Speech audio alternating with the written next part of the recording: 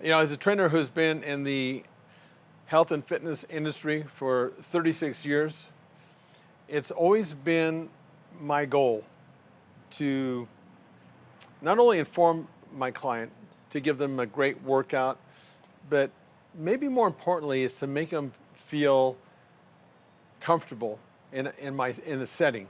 Again, as a trainer, because I can tell you this, walking into Gold's Gym at one point in my life to do a photo shoot when I was bodybuilding. I mean, I belonged there as far as how I looked, but man, was I intimidated. I mean, it was amazing. I never forgot that experience.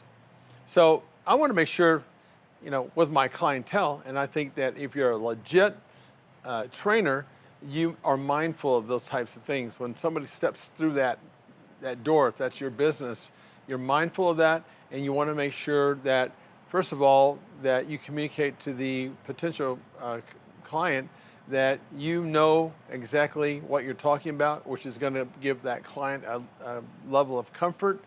And then, of course, knowing your product, and then when you back that up with training that just wows the individual. Trainers, if they just knew how to do this kind of stuff and be willing to do that. The thing is, it takes energy and discipline to constantly do that. It becomes second nature at some point. But if you do that, as a trainer, you're never going to have an issue with not having enough clients, because people buy into that. So today we have Ariel, it's your name. Thank you for coming to the show. You were somebody who hired a personal trainer. Okay, so what I want to do, again, the whole purpose of this thing, why I'm interviewing you, is because we want to make sure that we clean up the industry. There's a lot of stuff going on in the industry that's frightening. I mean, there's gym accidents, it's on the rise, and there's a lot of people, I've run across a lot of people who have had just a bad experience with a trainer, for example. So we want to hear your story, because it's a way to make the customer or the uninformed consumer know what happened to you in case they're in a relationship. Because basically, when you're working with a personal trainer, it's a relationship, And if you don't really know going in, sometimes people don't know, or the client doesn't know, if what they're getting is good or bad, because you just know what's in front of you, as far as your trainer. So why don't you tell me sort of what happened with you as far as your experience with a personal trainer? When I started in the fitness industry initially a few years ago, I had found a personal trainer through InShape. There was a teacher I liked in one of these classes, and she was really sweet, but one thing I found that was really a disservice for me was when it came to the nutrition. Because you find a lot of times when you're beginning, you really rely on the person you're starting with to help you set those good habits, because practice doesn't make perfect. Perfect practice makes perfect. So, one of the downsides for me was I lost a lot of weight. I lost about 30 to 40 pounds in 2 months, but I was taking in way too much protein. I wasn't eating any fats because I was told fats are bad. I had cut out a lot of my carbs. So there were a lot of other things that I was missing that are also essential for building muscle and maintaining your hormone levels, especially for a woman. So I ended up getting a really bad hormone imbalance. I ended up getting sick and not really knowing why, which also led for me to gym injuries, because I'd be at the gym, I was tired or I was fatigued or feeling like I was starving all the time and not understanding why, because I'm eating the calories I'm being told, but still not getting the nutrition that I needed. And so at one point, I was doing like a plank row, and I ended up busting my shoulder because I was tired and just not having great form. I remember doing a lunge, and I was at InShape. The floor was too slippery because they don't come in between classes to kind of make sure that everyone who's sweated doesn't ruin the floor. So I ended up popping the muscle that ran along my thigh up through my thigh. So that kept me from working out for a while. So at the end of it, I finally was like, enough, and I started taking a few nutrition classes and stopped working with that trainer, stopped going to that gym, and along the way learned about, no, you need healthy fats, you need avocados and nuts and butters and hard cheese and genuine foods, and carbs do play a role in helping you build muscle just as much as protein does, and you need that balance especially. So clean eating was really more what the goal should have been, not stripping everything away. So it's really interesting that what you're saying. It gets me fired up. I mean, it doesn't take much anymore, but I mean, the things that you're saying just drives me up a wall, because See, again, the whole point there is identifying who a real trainer is and who a faker is. And look, it always comes down to the three training components. When you're trying to get your body in a certain shape, it doesn't really matter what it is. If it's someone who's rehabbing to somebody who wants to achieve better fitness, or a athlete needing certain characteristics from training so he can perform or she can perform better on the field. It always comes down to the three training components. And the blogs, I write these blogs and I talk about that all the time because, see, you are unsuspecting at that point. You're putting your hands into a so-called expert from what I'm hearing, okay? And I can tell you that your so-called expert didn't really understand those three components in a way that they needed to, because if they did, they would have handled you a lot differently. You know, in this case, what's glaring to me is the way that they handled your nutrition. Okay, and again, you know, there's a lot of different ways to skin a cat when it comes to nutrition. Okay, but generally speaking, somebody that doesn't know, they talk about, you know, don't eat these kinds of fats in your diet. That's usually a red flag. If you're ever with a trainer who does that, that is a flag that that person doesn't really know what they're talking about. You know, but in this case, you know, your trainer, I'm not hearing from the other two components that they really versed you in that and said, look, like what I would tell you, say, Ariel, here's what you need to do. A real trainer has a coherent plan of attack for you after they initially listen. I always call it in the fact-finding process when I'm interviewing you to find you know, what you want. I'm listening, because what a lot of people don't know is when you're telling me what you want from your program, you're usually telling me in the order which is the most important to the least important, without even knowing that. People do that. As a real personal trainer, I'm listening to that. Yeah. Okay. Now, as I'm listening to that, then to show that I know what my product is, and again, it's important for you as a consumer to know this, so you're armed with better information. As I'm fact-finding and listening to you, and listening to some of your concerns, I'm immediately coming up with I go right to the solution and say, okay, Ariel, so here's what we're going to do along the way. Because that's telling you, you know, that I know exactly what I'm talking about as a trainer. But you didn't get that, unfortunately. And you had to learn the hard way. Yeah. You know, and not only that, I mean, fortunately, you know, what happened with you, you can turn around. It's just knowing how to use the macros, which is, you know, you started being responsible for your own result, which I commend you with that, because I can tell people, look, if you put your hands solely in somebody else's hands, and you got to kind of be happy with what you get or don't get, you know. And again, if you're dealing with somebody who's legit, that minimizes that concern, you know. But at least you had the willingness to go out and start finding out more on your own. It's only going to make you better. The more you understand about how each one of those macros work for you, you'll get to a point, and I can attest from this firsthand, because over the years I've been up and down my weight, mostly because of the sport that I was in. So I had to learn how to change, you know, my body at will by, you know, manipulating those three components. But when you start doing things like that, Ariel, not only will you be able to be in control of your body as opposed to your body being in control of you, because that's what usually happens. Yeah.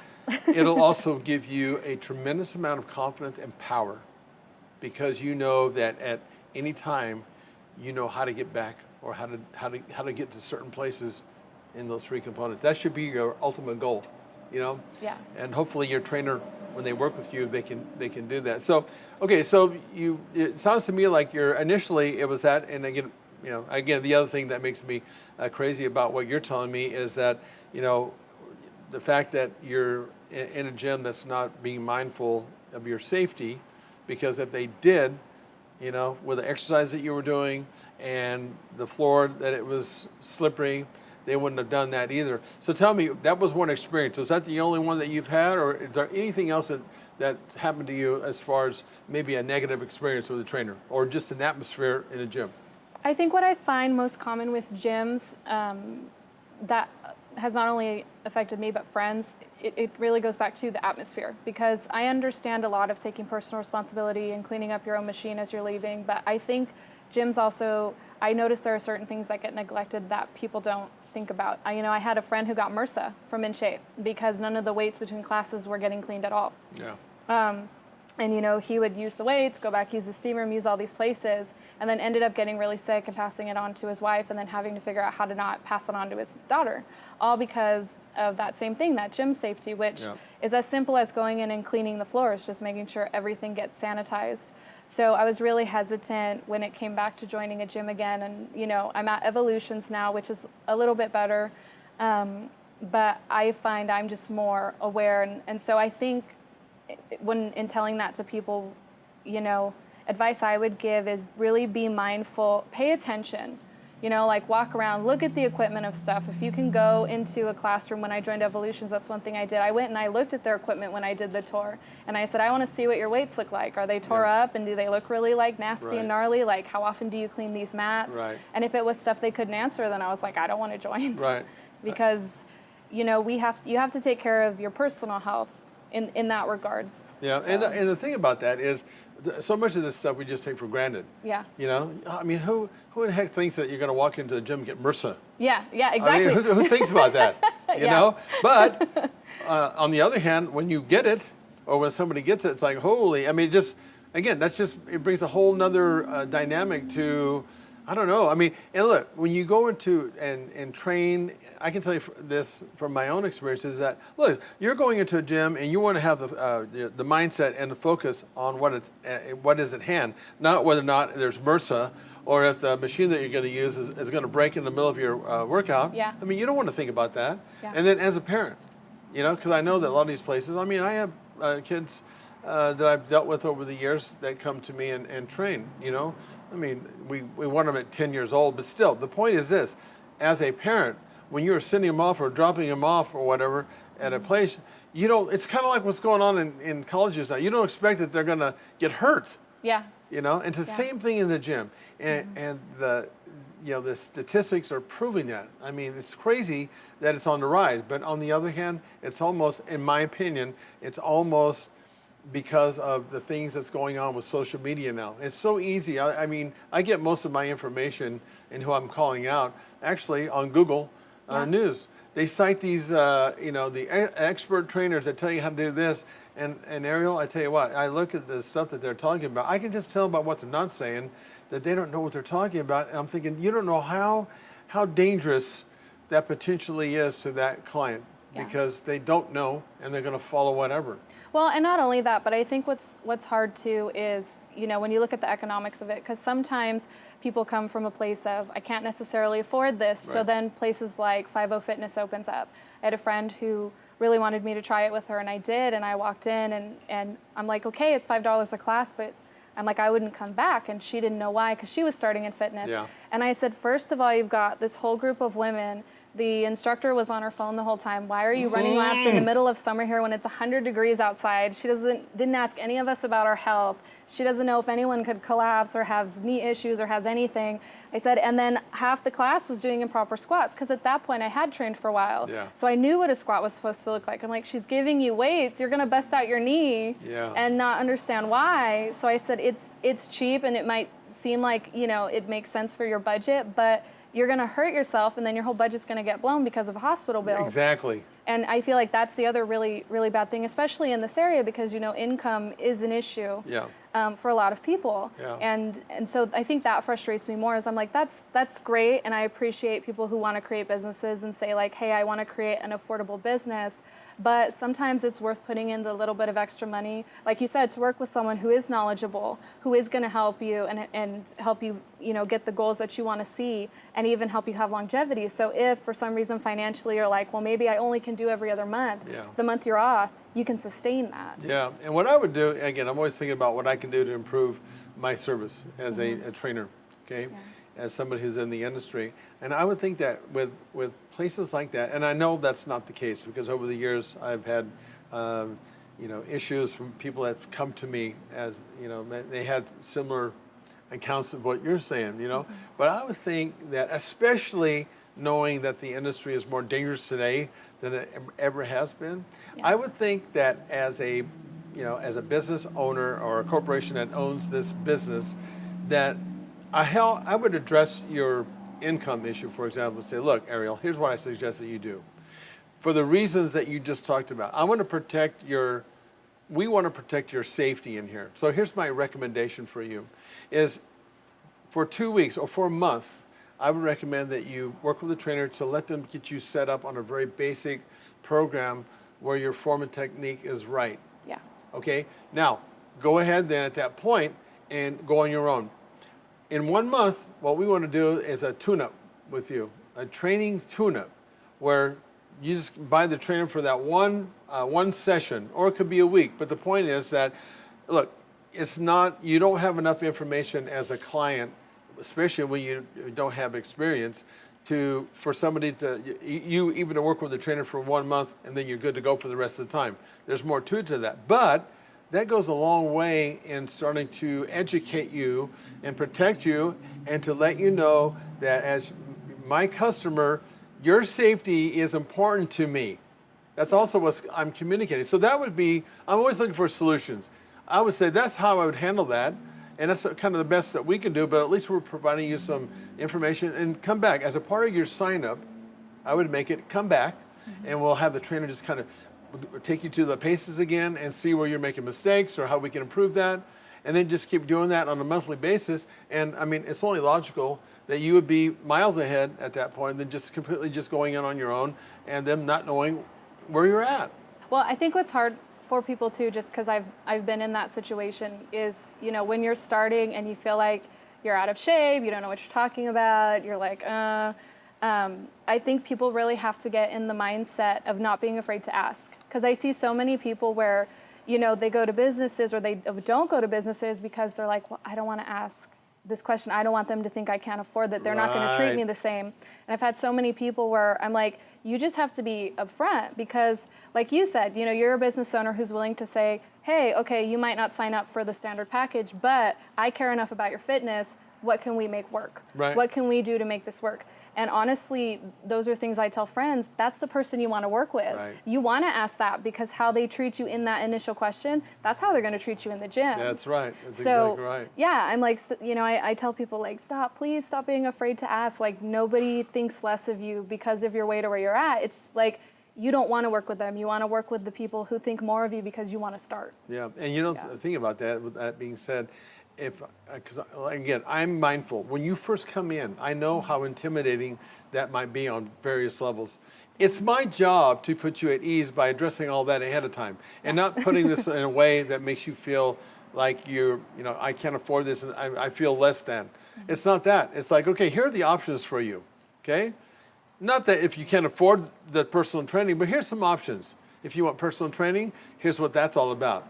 If you'd rather do some training on your own, even though I would say, look, how experienced are you? You would tell me, well, I'm just starting. My recommendation would be, if you could, to let us put you on a program for 1 month. If not, I as a business would say, this personal trainer as a part of your sign up just for the general gym is going to make sure that they get you and the basics of what you should be doing. I mean, I'm going to provide some level of service without making you feel bad about that, because here's what I know, is that eventually you're going to come up, and with that experience, you'll eventually come up and say, I'm ready for this now. Yeah. That's my thought.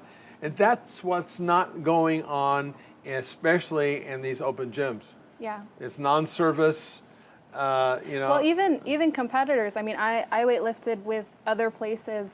One thing I told Jose, he was asking me about, well, hey, have you bodybuilded before? And I said, well, I might not look like it now, but yes, I did. I didn't compete, but I really loved lifting. Right.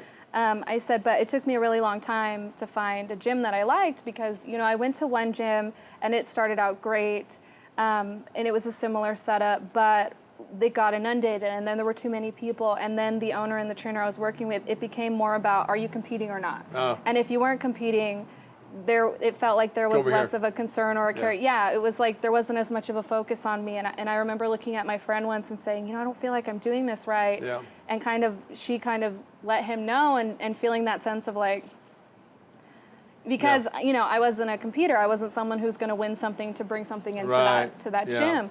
And so that was that made me sad, because I did genuinely like the owner, but I realized, you know, you get in a certain mindset, and so I didn't fault him from the business aspect. From a personal aspect, I was kind of bummed. So I ended up going to another gym, and that owner she was young, and the problem with that was, you know, she would talk a lot negatively about clients or about things, you know, with her that's friends. a flag. With her training session. And I remember telling another one of her trainers, like, because I switched from her to someone else there, and even though I liked her, I said, you know, I'm probably going to leave, because for moral reasons, I don't want to be at a gym where one of the owners is talking smack about her clients, because that makes me self-conscious, because I could leave and then she'll say this stuff about me. What are they saying about you when you leave? Yeah, and even when I'd ask her questions, like I'd say, you know, cardio is not my favorite thing, because, you know, at that time I was having like a knee issue, and I said, I need to find other ways of doing cardio that's not stagnant, because for me, I like something that, you know, gives me movement or lets me, you know, do like a rotation or back and forth. And she was like, you just have to want it. Yeah. And I was like, really? That's all? That's your answer? Yeah. She's like, and then, you know, she had a client who had made a rude comment to me, and she didn't even like say anything. And which frustrated me, because I'm like, you shouldn't have even been in this conversation. And then, you know, the other trainer, I ended up telling her, and she goes, well, you should try HIIT, because then you'll do this or that. She was giving me actual options as opposed to, no, you should just get up at 4 and go on a treadmill. Right. And I'm like, well, that's not going to work for me. Like. Yeah, exactly. And, you know, here's one of the things, you know, and we'll kind of wrap this up, but here's one of the things I want to leave you with is you should always not be hesitant, not one bit, to ask your trainer why. Yeah. He or she should be proactive and tell you why. So you don't have to ask them why. But like you said, so many times you just be quiet, because you're thinking they're the expert. And I say no. I say I want a dialogue with my client. I want to know all the stuff that's going on with you, good and bad, because if I'm the real deal, like I said, I'm going to repeat myself. I'm going to address this ahead of time. We want that dialogue. And you should never, ever be hesitant about asking your trainer why. If they can't tell you in a coherent way why they're doing it, as opposed to just like what this person said, well, just do this. You got to want it more. You know, if that's the kind of response you're getting, I would say run for the hills, because you have somebody that knows not what they're talking about. Yeah. You know, listen, I really appreciate that you came on this show. I think it's going to be a really big thing. I mean, our idea is to keep interviewing people, and then at some point it's like, look, this is what's really going on in the industry, and I think hopefully what it does for people like yourself that are in there, it'll make them feel like they're not the only ones. You know, and there's a solution, and there's a way to. It's like anything else. The more armed you are with information, then the better choices that you can make. You know, and feel better about that. Yeah. Well, I think it's great that you're doing it, because, you know, like I wish because, you know, people do watch a lot of YouTube now. Yeah. So it would have been great to have found videos like this sooner. Yeah. So I want to commend you for doing that and taking thank the you. leap for that. So. I appreciate it. So I appreciate you coming on, and then listen, you know, if maybe sometime down the road we can do this again, and because again, my goal, I don't, you know, and I've always told my trainers in the past, I said, I'm not off limits to calling myself out. I'm not my gym at the time, or my trainers that were working inside, they're not off limits, because the goal is to make sure that every client gets a great workout and they're in a safe place. And if we can't do it ourselves, then who are we to talk? You know. But in the meantime, I'm calling everybody out, and we'll get this done together. So I really appreciate you coming on the show. Nice meeting you. Thank you too.